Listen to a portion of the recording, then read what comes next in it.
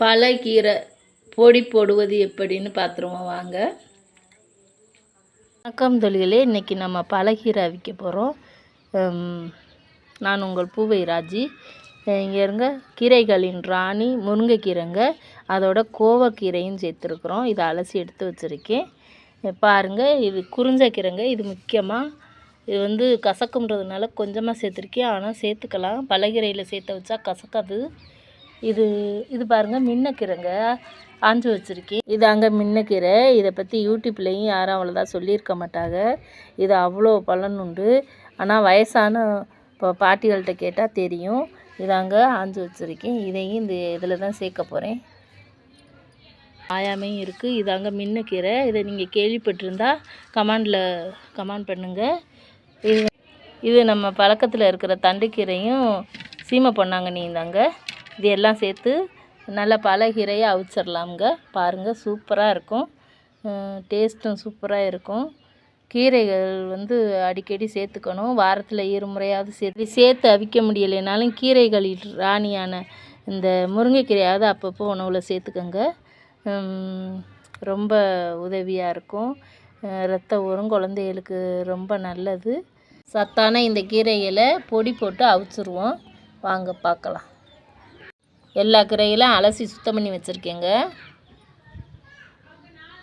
இந்த மின்னக்கீரை கொடியாவோ செடியாவோ இருக்காதுங்க. முருங்கை மரம் மாதிரி இது கண்டா மரமாக இருக்குங்க.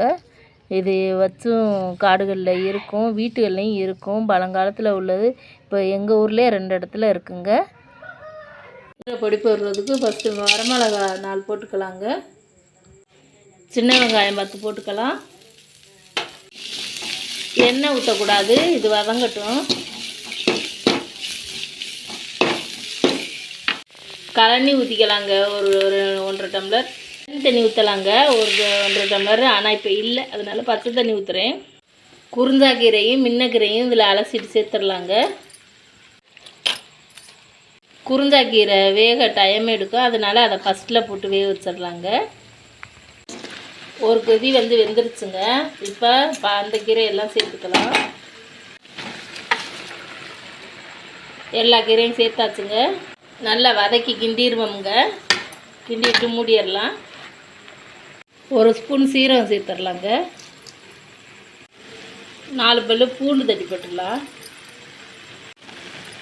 எல்லா கீரையும் இப்படி வேகட்டுங்க. நல்லா உப்பு போடக்கூடாது. இப்போ கீரைக்கு கக்கிற மாதிரி உப்பு போடக்கூடாதுங்க. 1 ஸ்பூன் நைஸ் உப்பு போட்டுக்குவோம். கீரைகளை நோக வேகக்கூடாது. கீரைக்கு இப்படியே சாப்பிடலாங்க, செம்ம டேஸ்ட்டாக இருக்கும். கலன் தண்ணி ஊற்றி சுண்டுனா இப்படியே சாப்பிட்றலாம். ஆனால் இதுக்கு ஒரு பொடி போட போகிறோம் பாருங்கள். இந்த பொடி தயார் பண்ணுறதுக்கு 4 வரமிளகா, 2 ஸ்பூன் மல்லி, சோம்பு 1 ஸ்பூன், மிளகு 10, சீரகம் 1 ஸ்பூன், மஞ்சத்தூள் கொஞ்சம், இதெல்லாம் வறுத்துறணுங்க. கொஞ்சம் போல் அரிசி கூட சேர்த்து வறுத்துக்கலாங்க. இப்போ கீரை வெந்துருச்சு. இப்போ இந்த பொடியை சேர்த்துக்கலாம். வறுத்து பொடி பண்ணி வச்சுக்கிட்டா எப்போ வேணாலும் போட்டுக்கலாங்க.